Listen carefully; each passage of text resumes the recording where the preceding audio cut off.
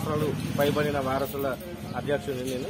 అయితే ఏం లేదన్న 91 అలాగే 81, 85 జీవో ప్రకారం ఇంతకుముందు అపాయింట్మెంట్ ఇచ్చారు. 20,555 మంది నుండి 6,000 చిల్లర సెటిల్మెంట్ చేశారు. మిగిలిన 3,797 మందికి 61 సంవత్సరాలు పైబడిన వాళ్ళ ఆర్డర్స్ పెండింగ్లో ఉన్నాయి.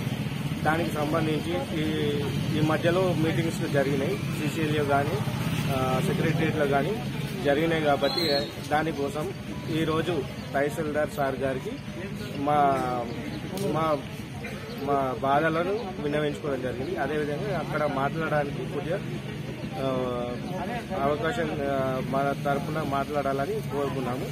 అదేవిధంగా ఏంటంటే ఇప్పుడు 81, 85 జీవో ప్రకారం మాకు ఆర్డర్లు వచ్చే విధంగా చేయమని ప్రతి ఒక్కళ్ళను కోరుకుంటున్నాం.